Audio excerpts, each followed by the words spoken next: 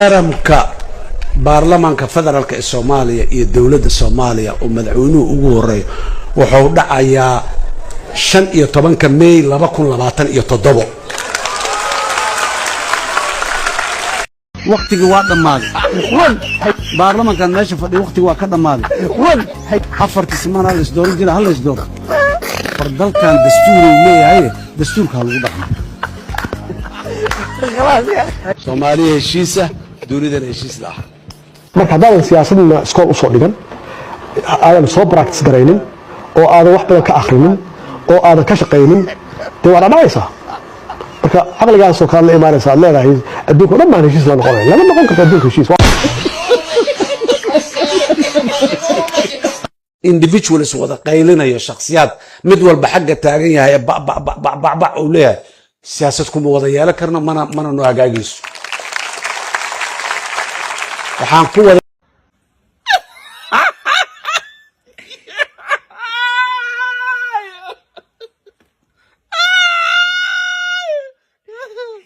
waxaan rabaa walaalkay madaxweynuhu hore xasan sheekh mar kale inaan fursadan ka faa'iideysto madaxweynuhu waa lagu xurmeeyay waa lagu la shaqeeyay waqtigaaga waa dhamaaday madaxweynaha horaata xaqiiqo waa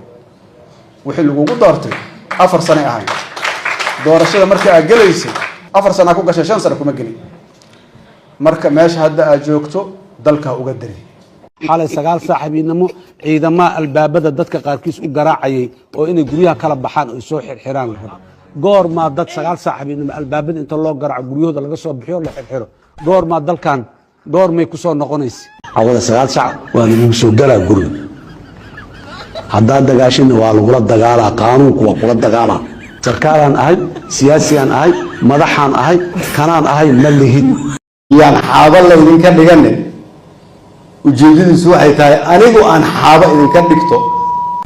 waa mudaaharaada iyo yaan xaaba laga dhigin waxa mudaaharaadiis iska ogaaw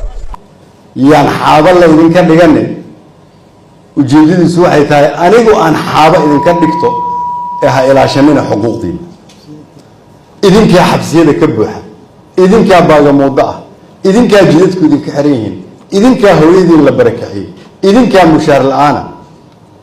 intaas in la idinkugu bedelo in la idin yiraahdo yaan xaaba la idinka dhiganin macnaheedu waxay tahay xuquuqdiina ha u istaagina dhalinyarada Soomaaliyeed waxaa laga rabaa marka ma aha inay xasan khayre ama madaxweyne shariif ama qolo kale difaacaan ama nin xasan sheekh la yiraahdo waqtigu ka dhamaaday ilaalinayaan waa inay ka shaqeeyaan dalkan mustaqbalkiisa sida loo ilaalin lahaa inka billa Soomaaliya fadhiya in waqtigiisa ka dhamaaday cid walba waa u jeedaa dhalinyaraduna koobay ka yihiin annagu waxaan rabnaa dalkan badqabkiisa iyo nabadiisa in la ilaaliyo sidaas daraadeed ayaan waxaan ku baaqaynaa banaanbax nabadeed oo la isugu soo baxo 4 bisha June hadii Ilaahay yiraahdo shirkan jaraa'id wuxuu daaran yahay koow horta inaan mar kale ku celino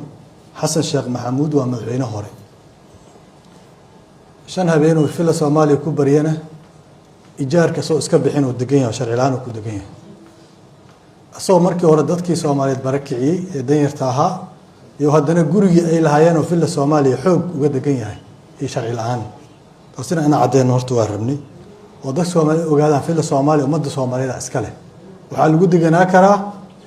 ijaarkeeda maxaa waaye heshiiskii sharciga dastuurka waaye marka ninkaas 5 habeen oo wuxuu nooga dhaxay guri oo sharci darro ku degan yahay kuwii oo barakiciyay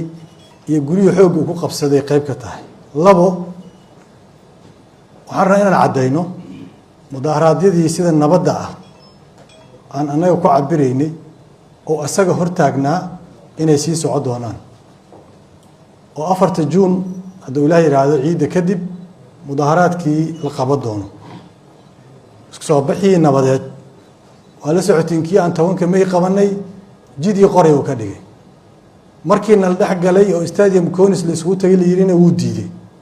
saas waxa ka cad inuu sa mudaaharaad nabadeed xas sheekh ogoleyn intii ka dambeysane wuxuu ka hadashiyaa dad kala duwan oo leeyahay mudaaharaadkii diida dagaal la soo abaabulaa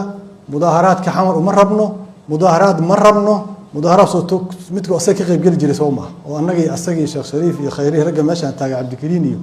oo dawaayaan ka wada qayb gali jirnay Soomaa mudaharaadka maxaa ka bedelay kii hore soo mudaharaadkii un maaha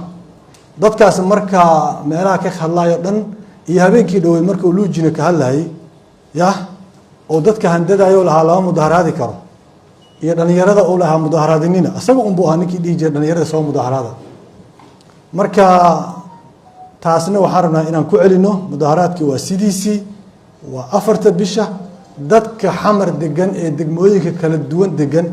ee la barakiciyana waxaan ugu baaqaynaa inay iskooda ku cabiraan dareenkooda oo ay mudaharaadaan xilli kastay xaq u leeyihiin dastuurka u saamaxaya inay xashar ka diidaan dulmiga oo wadane xaq uu dastuurkii sharciga siinaa waa ayagana waxaan ku dhiirigelinaynaa mudaharaadkeenaas weyn ee 4 bisha la mudeeyay looma xayirna dadku inay xuquuqdooda cabiraan oo ay mudaharaadka ayagana ay samaystaanna waa kula talinayna waxaa soo hara doorashada sida madaxweyne shariif uu sheegay xashaq madaxweynekii waa dhammaaday annaguna la mid yahay